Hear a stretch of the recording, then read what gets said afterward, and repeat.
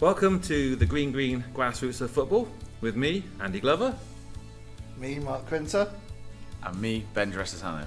And before we go further, I would just like to thank our sponsor, Rachel's Bookkeeping, for all your bookkeeping needs. Now, as you heard there, we have a new addition to the squad. Ben has joined us after making his stunning debut in episode 12. It was a long and protracted transfer saga, and the agent's fees were high, but we finally got him for a record fee of 2 bottles of Calibre, a pack of Toffos, and 3 port scratchings, which Ben still hasn't paid us. Welcome, Ben. Thank you for having me again and signing me on. Tonight we are also joined again by James Linden. James last joined us on episode 2 back in season 1 when we looked at pressures the children were facing at grassroots level with academies and the competition to win. And it's a really good listen if you want to check it out. But in the meantime, welcome James. Cheers, Andy. Okay, so this episode's another part 1 of a 2-part special where we'll be looking at what it means to coach individual players.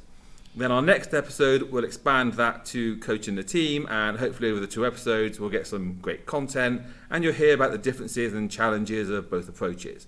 But more on coaching the team in the next episode. Okay, I usually begin with a quote, but again for this episode I'll start with 3. Just to, I'm just getting bigger and bigger. Hat-trick hero. Oh yeah. All the coaches in the world, it doesn't matter how good you are.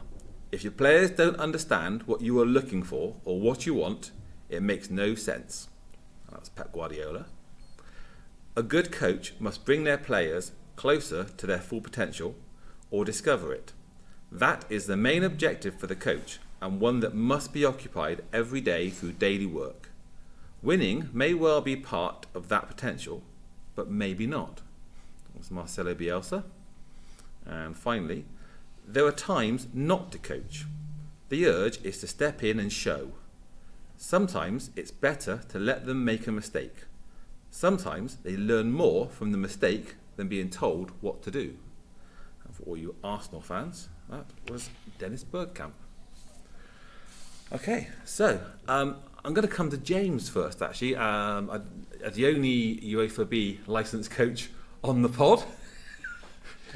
Seems like a long time ago as well. It has. Am I right in saying that part of the modules is coaching the player, or was that it? Yeah. So Yeah. like I said a long time ago, just to cast my mind back. But no, a big emphasis on the UEFA B was about knowing your players. So coaching your players was part of it, but the whole kind of course starts with asking you a about yourself and your own background as a coach. Because what they're trying to tell you is that your coaching is basically a filter of how you've grown up, so how you understand football, what your own personal views are, and different things that will affect how you coach, and then it moves quickly on to knowing your players. And I think the course, it's definitely when you get into the technicalities of coaching, it's about coaching units is a big thing. So really being very specific about how you're coaching, rather than when you're doing young age groups, you can be quite general. You can have quite big themes. When you get to the UEFA B and it's talking about being a bit more specific, then it gets into specific people, specific units, and how that how you know your player. So it does in a word, yes. Excellent. Okay.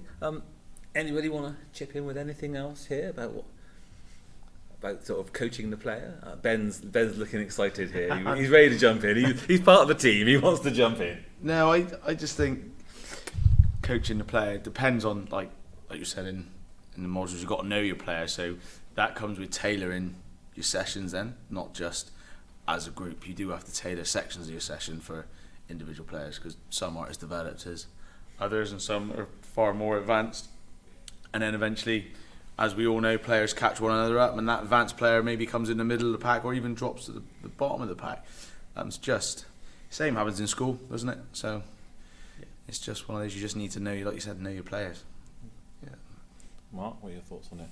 Again, you have to treat them all as individuals because they are all individuals, and throughout their time with you and stuff, they're going to be happy-go-lucky, but there will be times when it's, and you have to manage that with them as well. It's not, you can't have it fixed in stone with them. Sometimes they're just, they're young people. Certainly at the youth football, they might have had a tough week at school. Yeah. There might be stuff going on at home. Yeah, you have to, roll with it. And I think sometimes you have to listen to them an awful lot as well, what they want to do, what they enjoy, what they get out of it.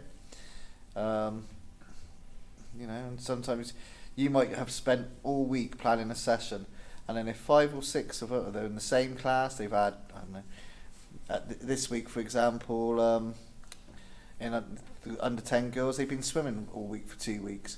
Potentially, if we have training on Saturday, they're going to be shattered. Yeah. It is pointless doing a tough drill with them because they're not going to enjoy it. They're going to be tired. They're going to be restless. And we know that already as parents of them. So it'll just be fun.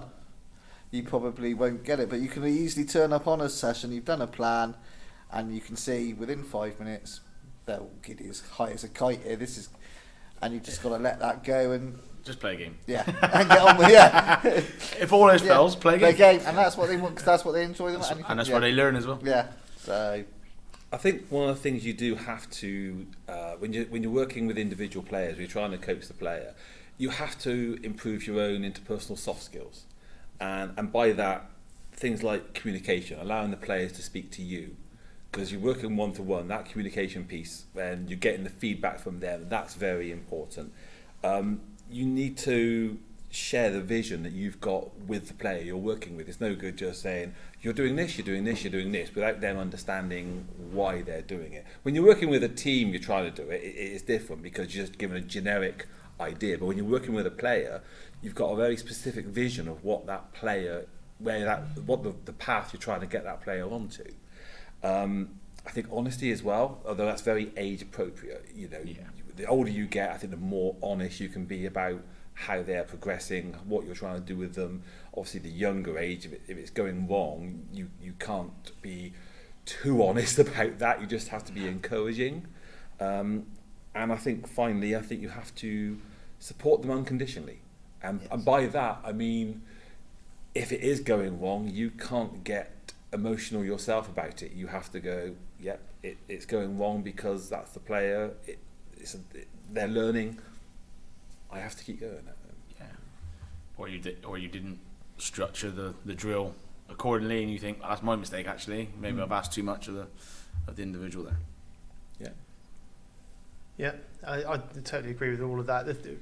We'll say it is quite difficult to coach 15, 20 individuals, all tailored to their own unique needs and wants, and that's where sometimes it can be a bit overwhelming because you go out and you might have 15 to 20 very different people, and you're kind of like, they've all got their own sort of idiosyncrasies, their own needs and demands, and sometimes you're like, you get that 1 or 2 players normally that you need to talk to them multiple times. They need support, they need their attention kept, and when you've got a lot of those, or there's a lot of stuff going on in a session where you really want to, it might not even be like on that sort of psychological, social side, but some of the coaching can be technically really tailored to individuals as well, and then you get into that, how much of it have I just asked a group to do something, whereas I could really have done with like 10 minutes just to go and spend 10 minutes with an individual player to try and get some real detail in with them. And sometimes you come away from sessions and you end up wishing you had more time, more bodies, more of your, more on your team. But the reality with a lot of grassroots coaching is you're doing the best you can, and you're being as individualised as you can with what you've got and the time you've got available. And I think as long as you don't put too much pressure on yourself to try and have that, you can't be that tailored sort of thing with everybody all the time, but you try and find the moments where you can actually have an individual interaction with somebody. And that's what I think we were chatting before we started, Ben, about your reviews that you said you were doing. And I think having reviews is really important, one-to-one reviews with people, because you make sure that you are thinking about an individual. You're not doing a generic team, we had a good first half of the season sort of thing. You're going to sit down and hopefully you've got individual targets for players, things they do well in development areas, and if you do those reviews on the sort of four corners bit as well, then you're talking about the psychological stuff, the social side of what's going on. Yeah. So you're talking about what's going on in their home life, and I think if you can do that a couple of times a season, then if you're not 100% individualising the sessions every week with everybody, but you're probably keeping a good rapport with everybody over the course of a season. I think it does help though having the numbers in terms of coaches, because I have had sessions where I have quite literally done individual. We had in our current team a player who was, we sort of identified he had a real pace to it. Actually, it was his pace, but sort of touch, control, finishing was not there. And so I was able to take at least 4 weeks running, I was able to take him off to one side whilst the training was going on and just work one-to-one with him. And the improvement you saw almost straight away was phenomenal. Does help. And yeah, absolutely. And the difference it makes and in his finishing and his confidence, that season and the next made a massive difference to our team and the finishing in our team, and it lifts the rest of the team as well just by working with that one player. Because although you think, well, I'm only working with one player, that improvement lifts everybody else. And in fact, I'm hoping over the next few weeks to do a similar thing with the two sort of players we have in a similar position in our current team. Yeah.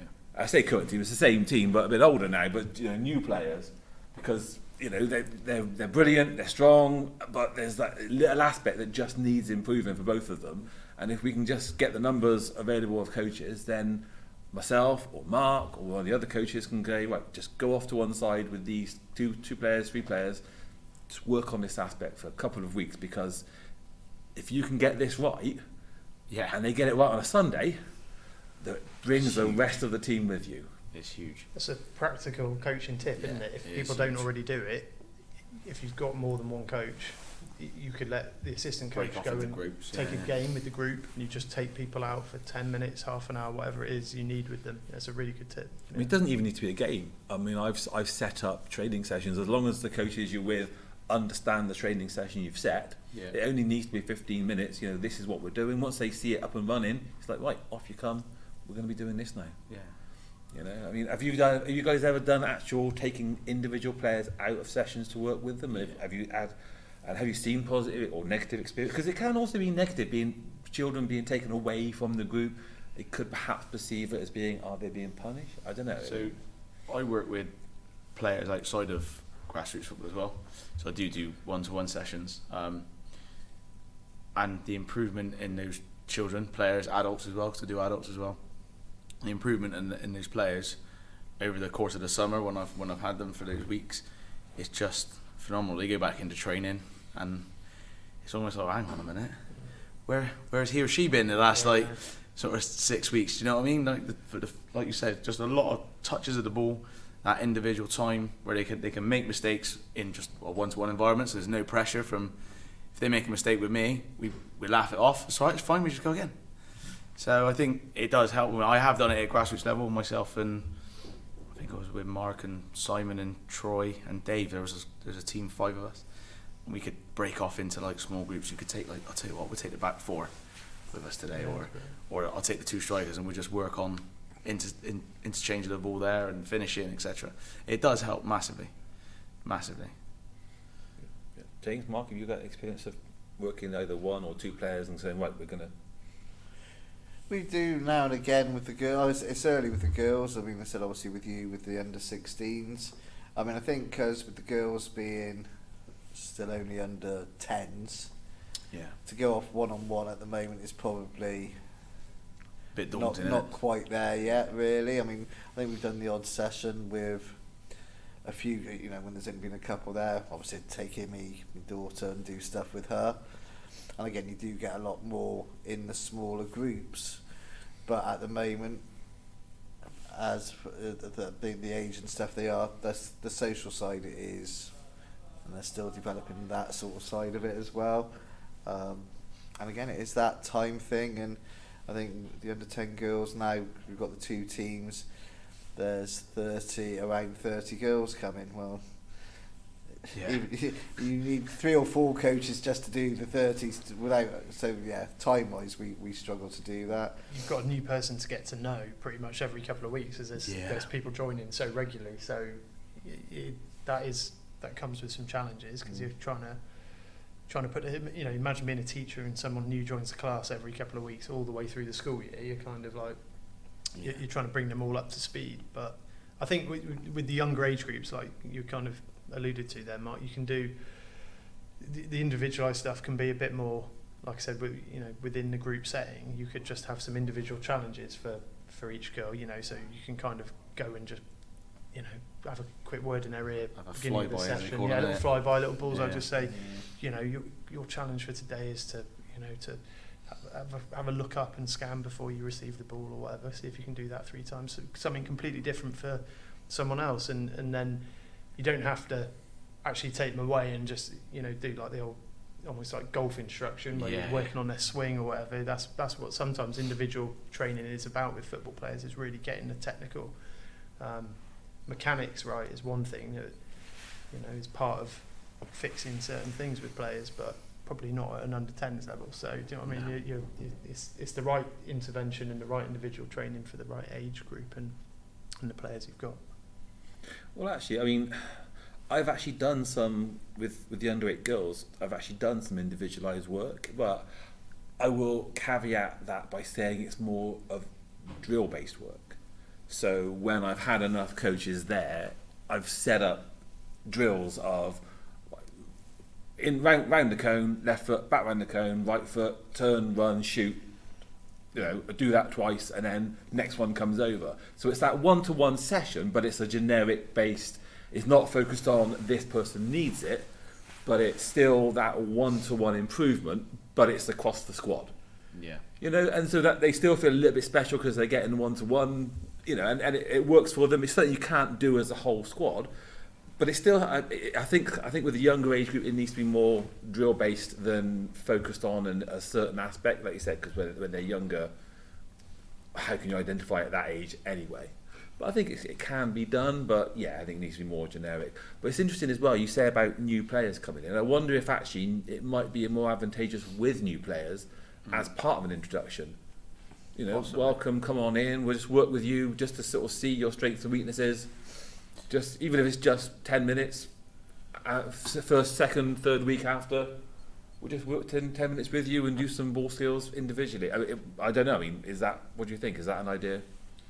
It's an idea. I've never done it. It's an idea. Yeah, I've not ever done it specifically, but then I think I don't often take one girl or one player out of a session. I'll be honest, we do it sometimes, but not for new players. I think it all depends, doesn't it? There's no right or wrong answer. I was about to say that there's no right or wrong way in football. Yeah, you've got to get a feel for. I suppose the only danger with a new player is you don't know what their reaction to that kind of being isolated almost straight away. Sometimes you get players who really are self-conscious or whatever. I think if you spend a couple of weeks letting them just play and then integrate in the group, and then you get a sense of, okay, I know that they'll be okay with this. One thing I was going to mention actually is just, I remembered it, with younger players, I think your relationship with the parents is really important in terms of you don't just manage the players. Yeah. You can almost get a feel for the player and the child better by getting to know the parents as well first. So I think obviously get older, that becomes less and less, and your parents drop off and you don't see them anymore. But and that's almost an easier way of doing it. But I think with the younger ones, the individual stuff, in knowing the player, you've got to know the family as well. So you do. You're right there. I think it helps. In terms of communicating with players, and perhaps looking at it a bit older, how important is technology? Now I say this because players now, you think back to when we were younger. When I was younger, I had a Spectrum 16K computer game that I'm aging myself here, that I played on an evening or perhaps on a weekend, and I go out and do sport. Nowadays, everything's on their phones, everything's social.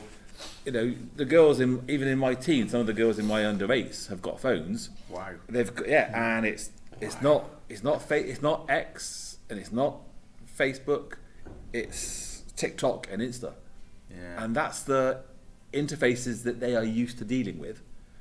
You know, and they come along, and we've got a generation of technologically expectant players who are looking to receive their information in modern ways. Yeah. What do you think? Maybe. How do you deal with that? I mean, with the modern technology, the issues that you have, say, as individuals and within teams, is if there's an argument or something. Back in our day, you finish the game. You finish the game on a Sunday, and you might not see them till training on Thursday. And it's calmed down by then. Yeah. And yet, with the modern technology, they go home and it's on WhatsApp, it's on thing, and it carries on. Yeah. So they do have that added more pressure, especially if there's somebody being isolated or somebody being not this potentially being picked or has been, say the goalkeeper's made a mistake that's cost the game. Yeah. That could go on all week. You're looking at. I understand the negative, but in terms of trying to improve and to coach, they are now getting technology advanced and are looking to receive that information in other ways. So things such as, can you be wearing your GoPro as you're working with that player, and then you're downloading or uploading it to a cloud with a link to them? Are we looking at supplying video and saying, here's your link, here's your 5 clips, here's your 5 clips? Is that the way that we should be looking at going? We're only a grassroots club, but I'm seeing more and more. I'm part of Facebook. I'm sure you're all part of Facebook groups. I'm seeing more and more grassroots coaches saying, come to our club. We've got VO-assisted coaches and all these other things. But not just VO, but like I said, just wearing a GoPro as you deal with a player and working some one-to-ones with them and saying, right, there's the clip of you doing these things. Have a look at yourself. This is what you were doing. So I've shared videos of where our games have been filmed by other clubs, with the VO. And I've just said to the children, can you pick? You can watch the game back, and we'll talk about it on training session. I want you all to pick 3 things we did well, 3 things we did not so well. As a collective, not individually, as a group. And that's always my thing. And 9 out of 10, you'd get 3 or 4, 5, maybe 6 players say the same things. So they do know, and it is a good learning tool. But as for like advertising, we use VO feedback. I think that's just a joke in grassroots level. I've seen it. It doesn't mean that it doesn't like correlate to academy, coaching quality or anything like that. Not does it? at all. Yeah. I think. But as a tool, though. As a tool, it's great. As a tool, it's great. To be able to say to the children, but also as a one-to-one, you give it to the team. Yeah. But how about saying, okay, here's the video clips, but not just that, you as a coach, saying, even if you just use it, even if our club, Fies, say we had it and we've got, say, 25 managers, and so, or 20 managers, say 40 games, so each manager would have it twice a year. Yeah. So start the season, and then second half of the season we'd film 2 games, and have the time to go through and get 5 clips of every player, and then off you go and send out to them saying, look, have a look at the clips, these are your clips, come back with positives and negatives.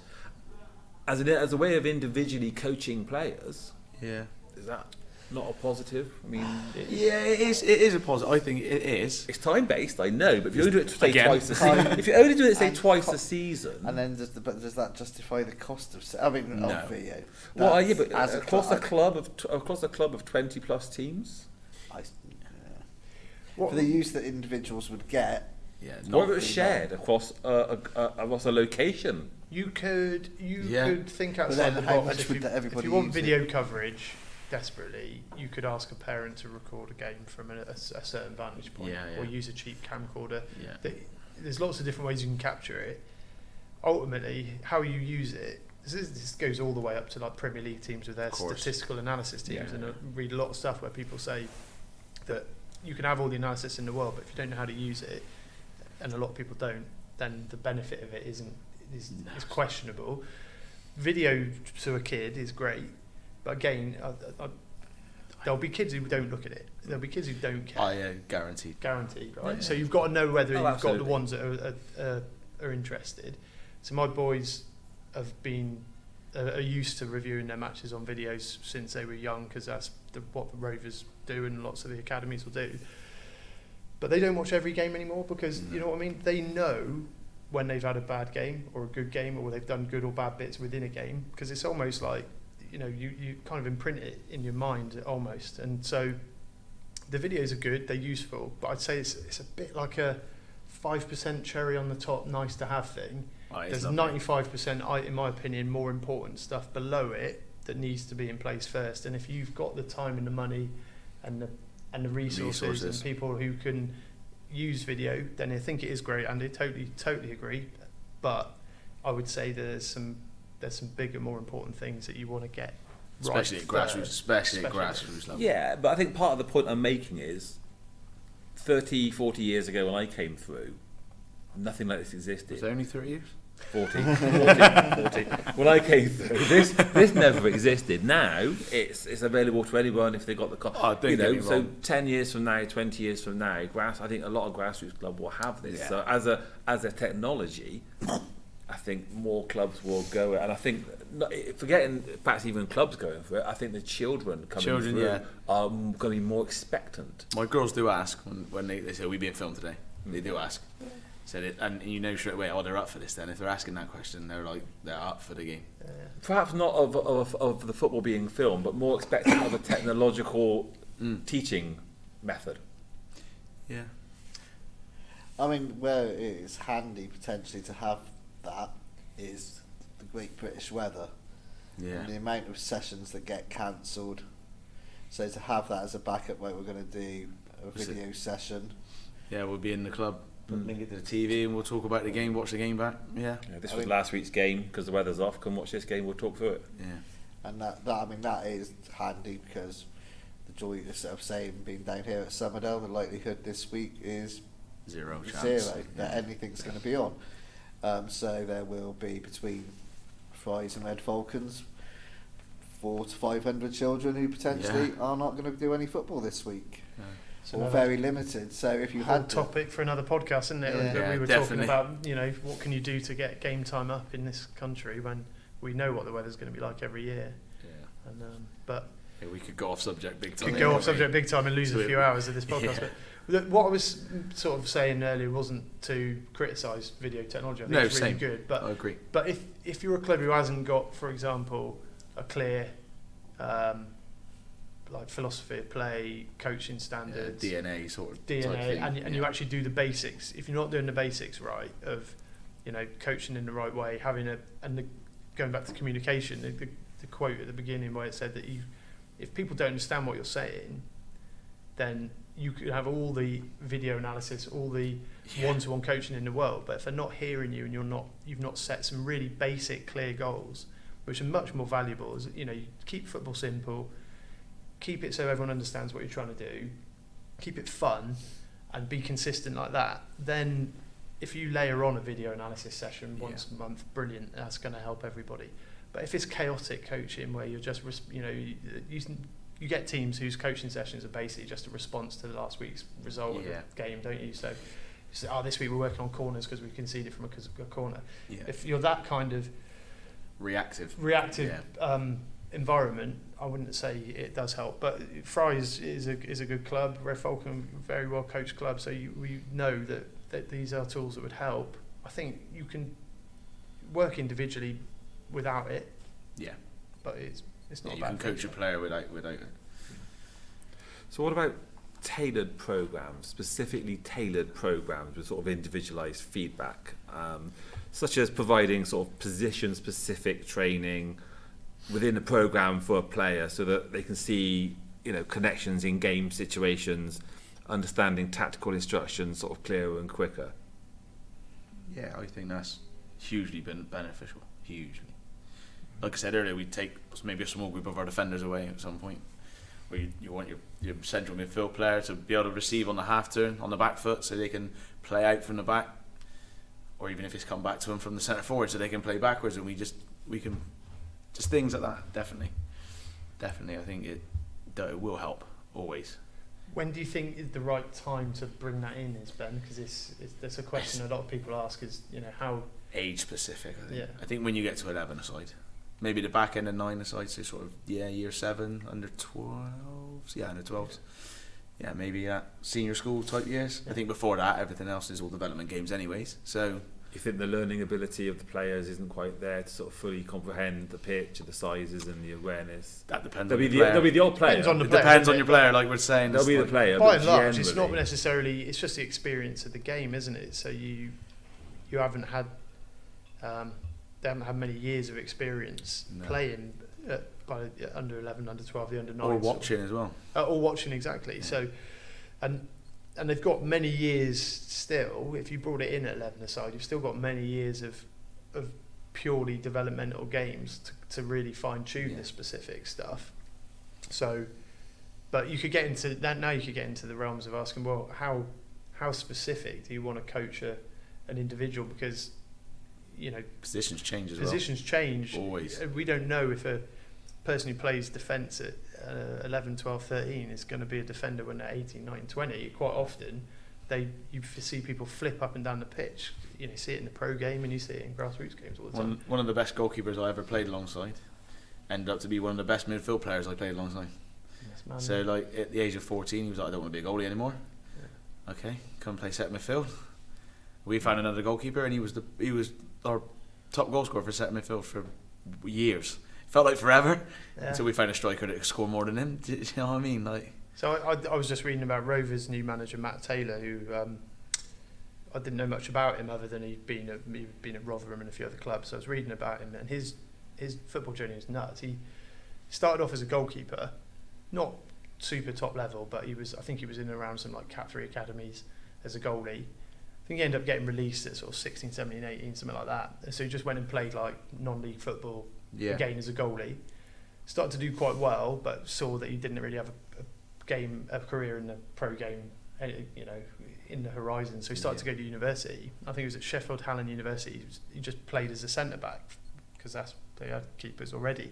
So while he was doing his uni stuff, he actually started to do really well as a centre back.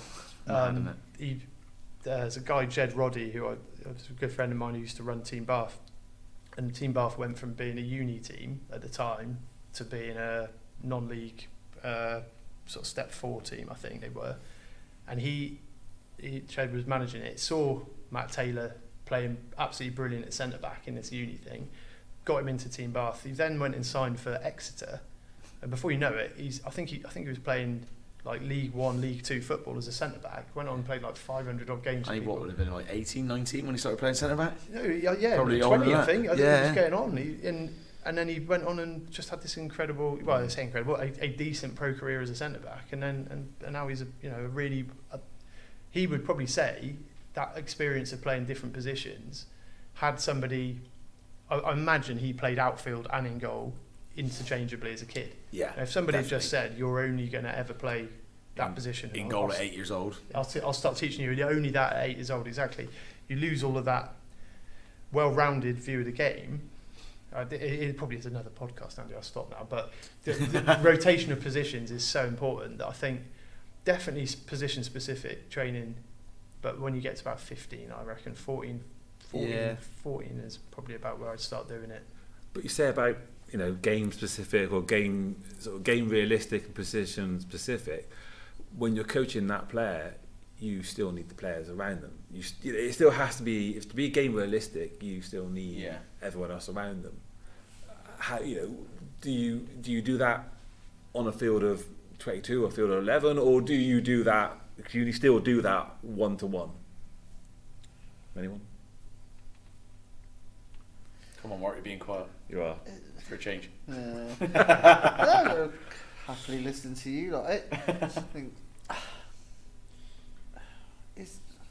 I think again is how you do the coaching at grassroots and how you do it when they go further on up is so different, because most grassroots coaches have, realistically, if you train, a lot of teams train once a week. You might do an hour and a half. To do anything individually is probably nigh on impossible. If you're being realistic about it, like I said, you can do the drills, you can do certain things that are specific to a position and that individual. You can maybe tailor a shooting drill for your attackers, but then that you can develop the defenders into it. Yeah. So it'd be great to be able to have the time to do individuals, especially as they're getting older. How realistic it is, I don't know. No. It's a bit. You could do it a bit like if you're thinking of a coaching a syllabus, say, and you want to do 4 weeks on defending and 4 weeks on attacking.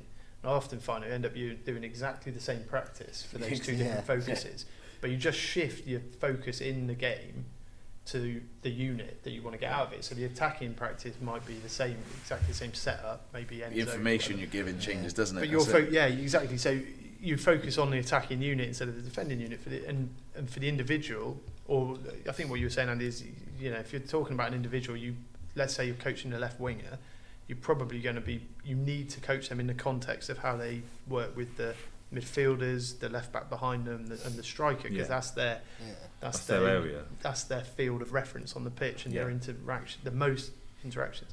So you can't really do an individual training session with a left winger unless you've got some form of interaction with them. Otherwise, the game realism isn't necessarily there. What do you think about when you do the 1v1 stuff, Ben? And sometimes you see the guys on Instagram who do a lot of 1v1 coaching, and you get loads of debates around whether it's better to do one-to-one, unopposed single skill practice versus game realistic multi-people. Yeah. And I think it's a pointless argument because the answer is that they're all good and you should do a bit of everything, right? Yeah, it's definitely. what I think. But how much time you spend doing one or the other? What do you think? Is it? So players I do it for, they have improved because they've wanted to learn. So they want to improve themselves. It's not pushy parents. It's that they want to learn. So they'll turn up, and 9 out of 10 they've done the warm up with me 2 or 3 times, and I'm like, right, there's your warm up, and they go and do it. They're gonna do their warm up. I'll finish setting up what we're about to do. Today we're gonna do this, this, and this. You said to me you want to work on your first touch with both feet, left and right. So we're gonna use a lot of time doing that today, and that's just how we do. We use our time, and then some of them want to get fitter. Like the older players are like, "Can you keep me fit through the summer, or make me even fitter?" So when I get back for pre-season, my gaffer's like super stuff. Like they want to be top of the pile, but that's when they get to 18, 19, 20 years old, and some of them are a bit older than that. All right. To bring it sort of back round to where we started in terms of the sort of interpersonal stuff, James, you were talking about the tactical thing. It was Jose Mourinho who said psychological models must come before tactical models. And I think what he meant there was it's no good having training sessions and tactical presentations if you cannot communicate, relate, or connect with your players. Yeah. And I think that's, regardless of how you do it, it's that I think has to be the key point. That communication piece has to be the most important. Whether you're working individually or even with the team, which we'll come on to in the next episode, you need to be able to communicate with your players, don't you? Yeah, definitely. Yeah. That's crucial, is to be able to communicate with them, show them the respect as well, listen to them as well.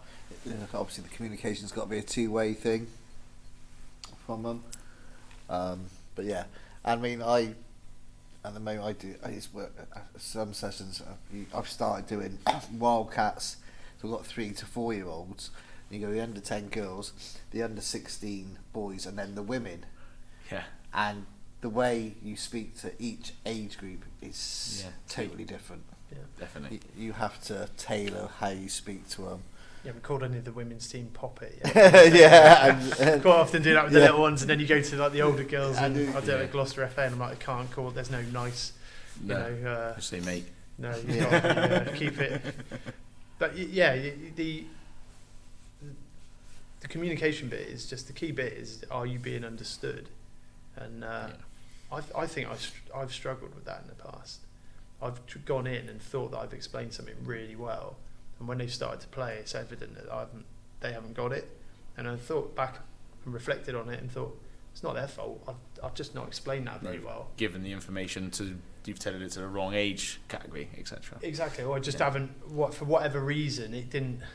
Usually I find it's because I've been looking at the practice all week preparing it. Yeah. Or I've done it 100 times before, it's obvious to me what I want them to do. Yeah. And then when you think, hang on a second, if someone was just telling you that for the first time, sometimes I like road test it on Nella, like she's my daughter, she's 9, and I say stuff to her and she'll be like, but what does, I don't know, it could be something like, what does pressure mean? Yeah. And you're like, Yeah. well, The yeah, channels. pressure's What does it use the channels? whatever. mean? I Yeah. use some terminology and I think, well, hang on, it seems obvious to me, especially with girls, because they probably don't watch as much football on TV, or they don't talk about it in the playground 24/7 like boys do.